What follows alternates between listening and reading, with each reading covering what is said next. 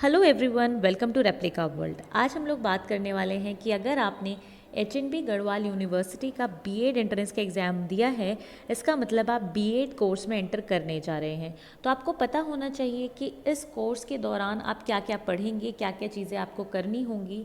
ये सब चीज़ें हम आज इस वीडियो में बात करेंगे। तो चलिए शुरू करते हैं। तो अगर आप एंट्रेंस दे चुके हैं तो आपको इंतज़ार होगा रिज़ल्ट का। जैसे ही रिज़ल्ट आएगा तो मान लीजिए कि आप एंट्रेंस क्वालिफाई कर जाते हैं, कट ऑफ आप क्लियर कर लेते हैं, तो उसके बाद नेक्स्ट स्टेप क्या होगा कि आपको एडमिशन लेना होगा किसी कॉलेज में। तो अब एडमिशन में आपके पास क्या क्या ऑप्शन है उसके बारे में सबसे पहले बात करते हैं। तो आप कट ऑफ क्लियर कर जाते हैं और आपकी अच्छी रैंक आ जाती है तो आपके पास यहाँ पर कुछ ऑप्शंस हैं कि आप कैसे कहाँ कहाँ पे एडमिशन ले सकते हैं। तो अगर आप कट ऑफ क्लियर करते हैं तो आपके पास यूनिवर्सिटी से 3 कैंपस होंगे। यहाँ पर यूनिवर्सिटी के 3 कैंपस होते हैं, Pauri campus, Tehri campus and Srinagar campus. तो जिस टाइप से जो भी आपकी रैंक होगी उसके अकॉर्डिंग आपको कैंपस असाइन किया जाएगा, जो कि यूनिवर्सिटी वाले ही डिसाइड करते हैं। इसमें हमारी कोई चॉइस नहीं होती है, रैंक के अकॉर्डिंग वो लोग डिसाइड करते हैं। और जहाँ पे भी आपका आएगा नंबर वहाँ से आपको कॉल किया जाएगा, चाहे आपका पौड़ी में आए, टिहरी में है या श्रीनगर में है। तो यूनिवर्सिटी में तो ये 3 कैंपस है जहाँ पर आप ले सकते हैं अपना एडमिशन बीएड के लिए।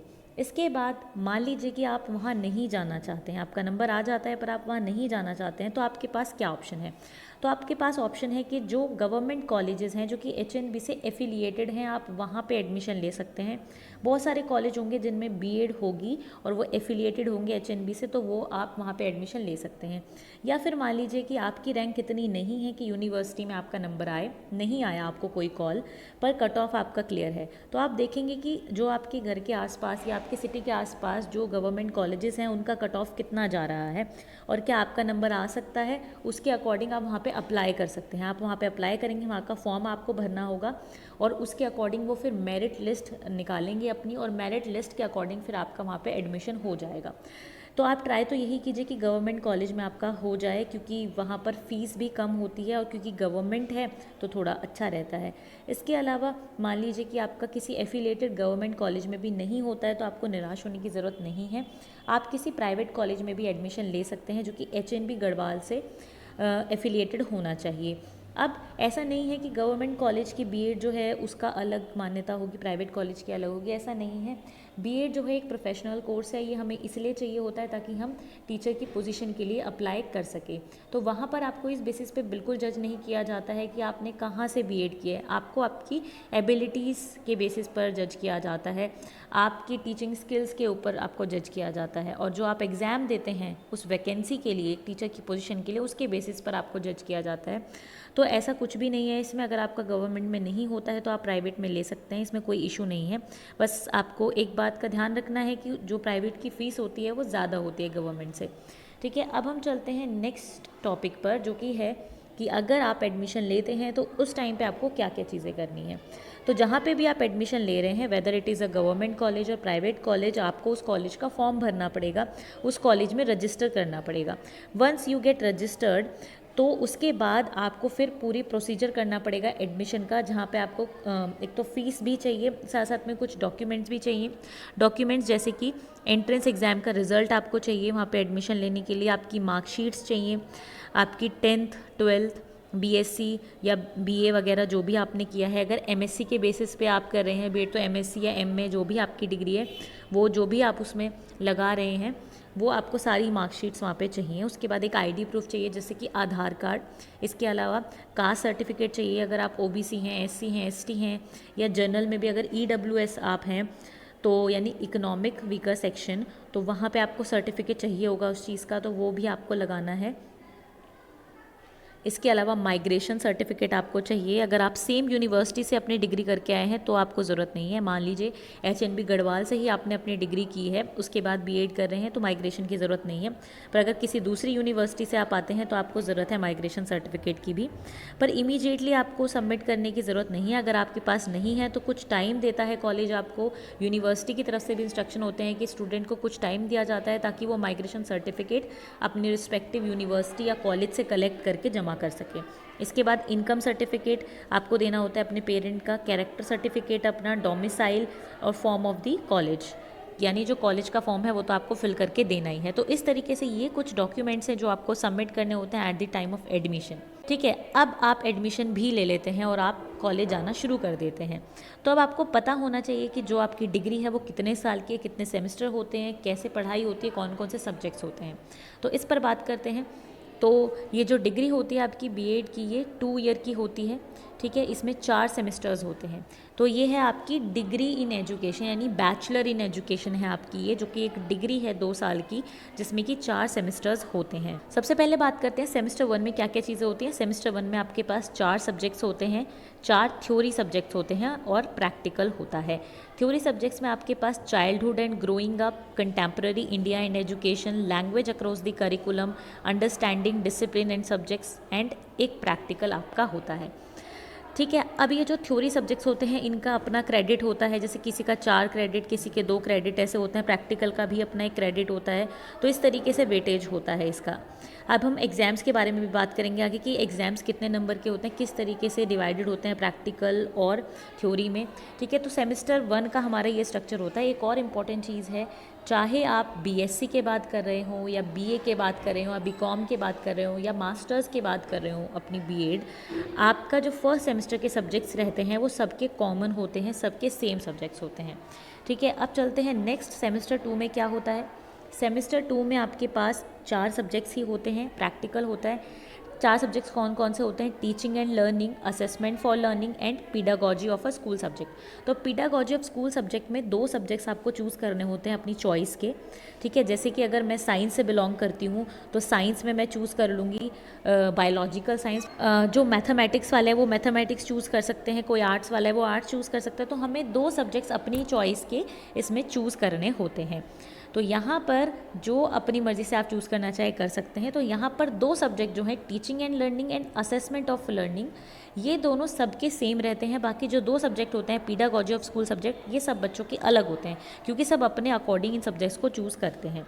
ठीक है, इसके बाद में 4 सब्जेक्ट से आपके हो जाते हैं थ्योरी के। उसके बाद आपका प्रैक्टिकल होता है और साथ साथ में सेकेंड सेमेस्टर में 15 डेज़ की आपकी माइक्रो टीचिंग होती है, जहाँ पर आपको अपने इस कॉलेज में ही पढ़ाना होता है। ठीक है, उसके बाद इसमें क्या होता है, आपको लेसन प्लान्स बनाने होते हैं। दोनों सब्जेक्ट जो आपने पीडागॉजी में चूज़ किए हैं उनके 15 लेसन प्लान्स आपको बनाने होते हैं। ठीक है, इसके बाद आपको कुछ चार्ट बनाने होते हैं। इसके अलावा आपको माइक्रो लेसन प्लान्स बनाने होते हैं, जो कि आपको टीचर डायरी मेंटेन करनी होती है। इस तरीके से थोड़ी चीज़ें होती हैं जो कि आपको कॉलेज से पता चल जाएंगी। जब आप कॉलेज में जाएंगे तो जो आपके कॉलेज के टीचर्स होंगे वो हर चीज़ में आपको गाइड करेंगे किस तरीके से करना है, क्योंकि हमें एक टीचर बन के निकलना है इससे। क्योंकि सब्जेक्ट की नॉलेज तो हमें ऑलरेडी अपनी डिग्री में हो जाती है, पर how to be a teacher ये सिखाया जाता है बीएड में। ठीक है, उसके बाद आपका प्रैक्टिकल होगा। प्रैक्टिकल में क्या होता है, आपके फाइल्स बनवाई जाती हैं कुछ। ठीक है, प्रोजेक्ट्स बनवाए जाते हैं, कुछ एक्टिविटीज़ होती हैं। इसके अलावा आपका वाइवा भी होता है वहाँ पे, उसके बेसिस पे भी आपको जज किया जाता है। और सेकंड सेमेस्टर के प्रैक्टिकल में तो आपको टीचिंग करवा के भी देखा जाता है। जो भी एग्जामिनर आते हैं उनके सामने आपको थोड़ी सी 2-3 मिनट की टीचिंग करके दिखानी होती है। तो इस तरीके से होता है। ये जो 15 डे माइक्रो टीचिंग है, कई लोग अपने 3rd सेमेस्टर में भी कराते हैं या अलग अलग तरीके से लोग कराते हैं, मतलब कि कॉलेज टू कॉलेज भी डिफ़र करता है। अब हम चलते हैं सेमेस्टर 3rd पे। अब आप सोचेंगे मैंने सेमेस्टर 3rd/4 क्यों लिखा हुआ है, वो हम समझेंगे। देखिए, पहले क्या होता था कि 3rd सेमेस्टर में हमारी टीचर्स ट्रेनिंग होती थी, यानी इंटर्नशिप करनी होती थी हम लोगों को। पर पिछली बार क्योंकि कोविड का रीज़न था, इस वजह से 3rd सेमेस्टर में सब्जेक्ट्स पढ़ाए गए थे और टीचर ट्रेनिंग यानी जो इंटर्नशिप थी उसको 4th सेमेस्टर में ट्रांसफ़र कर दिया गया था, शिफ्ट कर दिया गया था। पर इस बार हो सकता है नॉर्मल आ जाएं, और अगर नॉर्मल आते हैं तो 3rd सेमेस्टर में आपकी इंटर्नशिप होगी और ये जो सब्जेक्ट्स मैं आपको बताने वाली हूँ ये आपको 4th सेमेस्टर में पढ़ने होंगे।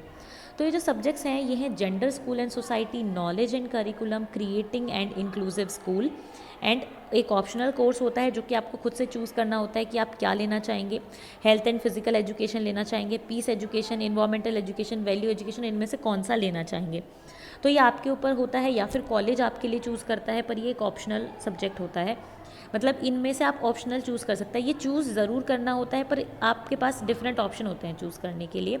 तो ये आपके 4 थ्योरी की चीज़ें होती हैं और एक प्रैक्टिकल आपका होता है। उसी तरीके से जैसे सेकेंड और फर्स्ट सेमेस्टर में आपका प्रैक्टिकल होगा, फाइल्स वर्क और प्रोजेक्ट वर्क, वाइवा वगैरह, ये सब आपका प्रैक्टिकल होता है। बाकी की जो माइन्यूट डिटेल्स है जब आप कॉलेज में जाएंगे तो आपको बता दी जाएंगी, जिस भी कॉलेज में आप जाते हैं, ठीक है। तो थर्ड सेमेस्टर या फोर्थ सेमेस्टर दोनों में से एक में ये चीज़ होगी। नॉर्मली पहले क्या होता था, फोर्थ सेमेस्टर में ये चारों सब्जेक्ट्स होते थे और थर्ड में इंटर्नशिप होती थी। पर कोविड की वजह से पिछली बार क्या हुआ कि थर्ड सेमेस्टर में ये सब्जेक्ट पढ़ाए गए और फोर्थ में इंटर्नशिप हुई। चलिए अब इंटर्नशिप के बारे में बात कर लेते हैं। फोर्थ या थर्ड सेमेस्टर में जो आप इंटर्नशिप करेंगे वो इंटर्नशिप क्या होगी, आपको 90 दिनों के लिए किसी स्कूल में जाके पढ़ाना होगा। इसका प्रोसीजर ये होता है कि पहले आपको कॉलेज से एक लेटर लेना होता है और कोई स्कूल चूज़ करना होता है। गवर्नमेंट होगा तो बहुत अच्छी बात है, प्राइवेट होगा तो भी कोई बात नहीं। सब कॉलेज अपने आप डिसाइड करते हैं कि वो अपने बच्चों को चाहते हैं कि वो स्कूल में गवर्नमेंट में पढ़ाएं या फिर वो प्राइवेट में पढ़ाएं, वो उनका डिसीजन होता है। तो यहाँ पर मान लीजिए कि आपने स्कूल में अप्लाई किया टीचिंग के लिए और उन्होंने ओके कर दिया, तो आपको कॉलेज से एक लेटर देना होगा, लेटर ऑफ परमिशन। उसके बाद फिर यहाँ जैसे ही आप लेटर दे देंगे तो फिर आप स्कूल में पढ़ाना शुरू कर सकते हैं। आप स्कूल में 90 दिनों के लिए पढ़ाएंगे, तो यहाँ पे आप 90 डेज़ के लिए वहाँ पे टीचिंग करेंगे और आपको 90 लेसन प्लान्स बनाने हैं। कैसे बनाने हैं 90 लेसन प्लान्स? जो भी आपने 2 सब्जेक्ट चूज़ किए हैं, जैसे मान लीजिए आपने एक मैथ चूज़ किया और एक मान लीजिए कि फ़िज़िकल साइंस चूज़ किया, तो मैथ्स के 45 लेसन प्लान होने चाहिए और 45 लेसन प्लान आपके फ़िज़िकल साइंस के होने चाहिए। तो इस तरीके से इन 2 सब्जेक्ट के 45 लेसन प्लान्स आपको बनाने होते हैं। इसमें आपको चार्ट्स बनाने होते हैं। कुछ लोग इसमें भी टीचर डायरी मेंटेन कराते हैं, कुछ कॉलेजेस, ठीक है। कुछ प्रोजेक्ट्स वगैरह दिए जाते हैं। इस तरीके से ये जो वाला हमारा सेमेस्टर होता है ये पूरा हमारा एक ट्रेनिंग पे बेस्ड होता है, इंटर्नशिप पे बेस्ड होता है। इसमें कोई भी थ्योरी सब्जेक्ट नहीं होता, बस आपकी इंटर्नशिप होती है और उससे रिलेटेड चीज़ें होती हैं, ठीक है। अब हम बात करते हैं कि जो एग्ज़ाम है वो किस तरीके से होता है, एग्ज़ाम्स किस तरीके से होते हैं। तो अगर हम बात करें एग्ज़ाम्स की, तो एग्ज़ाम्स जो हमारे होते हैं वो 2 तरीके से होते हैं। एक हमारा होता है इंटरनल एग्ज़ाम्स, ठीक है, और दूसरे हमारे होते हैं एक्सटर्नल एग्ज़ाम्स, ठीक है। Internal exams and external exams, हर एक सेमेस्टर में आपके इंटरनल एग्ज़ाम होंगे और उसके बाद एक्सटर्नल एग्ज़ाम होंगे। इंटरनल एग्ज़ाम में भी इंटरनल में थ्योरी का भी होता है और प्रैक्टिकल का भी होता है, ठीक है। तो इंटरनल एग्ज़ाम जो होंगे उसमें थ्योरी का भी इंटरनल एग्ज़ाम होगा और प्रैक्टिकल का भी इंटरनल एग्ज़ाम होगा, जो कि कॉलेज लेता है, ठीक है। उसके मार्क्स भी कॉलेज के जो टीचर्स होते हैं वो ही देते हैं आपके परफॉर्मेंस के बेसिस पे। इसके बाद एक्सटर्नल एग्ज़ाम्स जो होंगे उसमें भी आपकी थ्योरी भी होगी और प्रैक्टिकल भी होगा, ठीक है। इस तरीके से हमारा होता है। अब देखो यहाँ पे क्या होता है कि थ्योरी और प्रैक्टिकल में भी जो मार्क्स होते हैं वो डिस्ट्रीब्यूटेड रहते हैं। थ्योरी का वेटेज ज़्यादा होता है, प्रैक्टिकल वेटेज जो है वो कम होता है। तो इस तरीके से होता है। तो ये आपको ध्यान रखना है कि इस तरीके से जो है स्ट्रक्चर हमारा होता है। हर सेमेस्टर में इंटरनल और एक्सटर्नल एग्ज़ाम्स होते हैं। तो इस तरीके से होता है हमारे ये बीएड का पूरा कोर्स स्ट्रक्चर। और आप जैसे ही बीएड करते हैं फिर आप तैयार होते हैं एक टीचर बनने के लिए, यानी कि आप अप्लाई कर सकते हैं जो भी वैकेंसी आती हैं गवर्नमेंट सेक्टर में या फिर जो भी प्राइवेट सेक्टर में वैकेंसी आती हैं, आप वहाँ पे अप्लाई कर सकते हैं और एज अ टीचर आप जॉब कर सकते हैं। तो बच्चों इस तरीके से ये एक छोटी सी इन्फॉर्मेशन थी आपके लिए। मैं उम्मीद करूँगी कि ये इन्फॉर्मेशन आपके लिए हेल्पफुल रही होगी। अगर ये वीडियो आपको अच्छी लगी हो तो लाइक ज़रूर करें, शेयर करें और रेप्लिका वर्ल्ड को सब्सक्राइब